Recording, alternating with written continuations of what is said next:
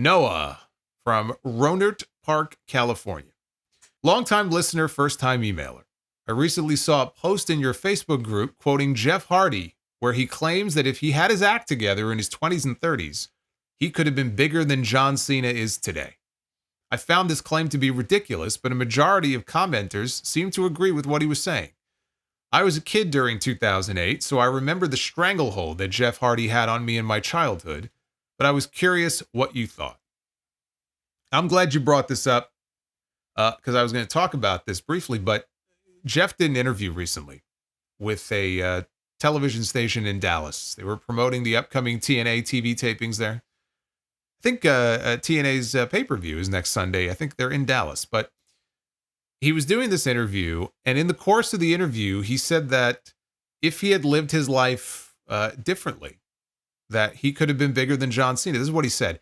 The way I was living life in my 20s and 30s, and if I was living the life the way that I'm living life now, oh my gosh, there's no telling. I would probably be bigger than John Cena today because I was born with such a gift to be a pro wrestler. It just felt so natural and like I was totally created to do this thing. And the cool thing about that is I'm still here. I still have life and I feel good.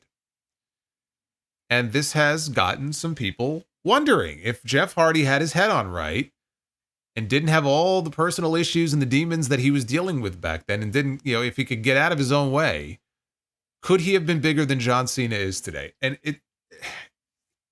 the best way for me to answer this question is yes and no. I think there are people who either don't remember or don't know how big of a deal Jeff Hardy was at one time in that like mid to late 2000s period. And I'm talking like 2007, 2008, 2009. I'm pretty sure there was one point where his merch numbers were bigger than Cena, at least for a short period of time. He was a big deal. It was something about Jeff Hardy. He just had that unique charisma where people, especially younger people, just kind of gravitated towards him. Women gravitated towards him. He could have been a much bigger deal than he was. He's not wrong about that. He could have been a main event player. He could have been a big star for them, bigger than he was. Would he have ended up being bigger than John Cena is today? I'm going to say no. And the reason I'm going to say no is because John Cena had something that Jeff Hardy did not have and does not have. And it's not even meant to be a knock on Jeff. He just doesn't have it the same way that John Cena does. He does not have the gift of gab. He cannot cut promos. He doesn't have that. He has charisma, absolutely. But that aspect of his game, he couldn't hold a candle to John Cena. Even back when Cena was doing the Dr. Thugonomics stuff as a heel, when he was first starting out. I'm not even talking about when he was world champion years later.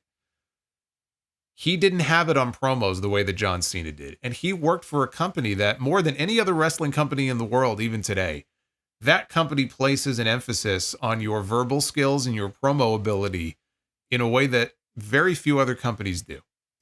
And if you are lacking in that department, there's a very good chance you're just not going to go as far as someone who does and who has the skills. John Cena has those skills. When John Cena wants to go out there and cut a promo and cut you down, he will cut you to pieces. He had that skill. Jeff Hardy did not. I think because of that, more than anything, that would have helped carry John Cena farther than it would have Jeff, even if Jeff was clean and sober and had his head on right. He would have done well. I don't think he would have done John Cena well. The other reason is because John Cena, if you just look at John Cena physically, right? He was a physical specimen. I'm not saying he was out there looking like the Ultimate Warrior, but he was in shape in a way that Jeff Hardy was not. Working for a boss in a company who placed a premium on that sort of thing.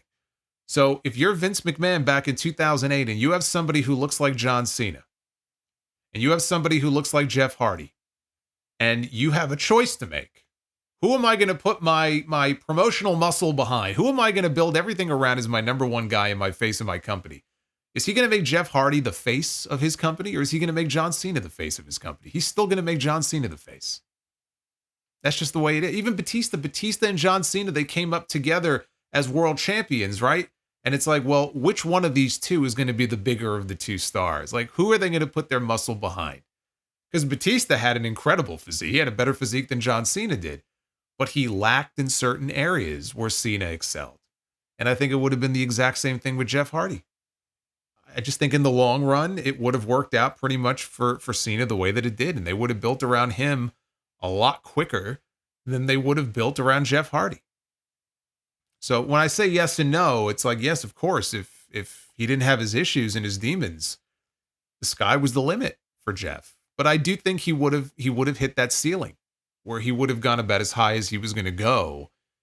And Cena is still somebody that Vince was going to prioritize over him and put on the posters and, send out to do media and send him out there to cut promos in a way that he wouldn't have done with Jeff Hardy.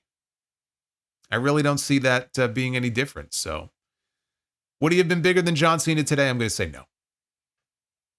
Knife from Saudi Arabia. In your opinion, what was the best booking year for NXT and for AEW? And also, what do you think of Tony Khan and Triple H as bookers? Best year creatively for NXT. I'm going to go 2018. I think 2018 NXT is like peak black and gold. Like right from that first takeover that year in Philadelphia, they had that Gargano Andrade main event, which is one of the greatest matches in NXT history, even to this day. I think 2018 may have also been the year they did the Who Attacked Aleister Black storyline, right? It was Gargano who got revealed as the attacker. I mean, just for a whole bunch of different reasons, they were just firing on all cylinders that year.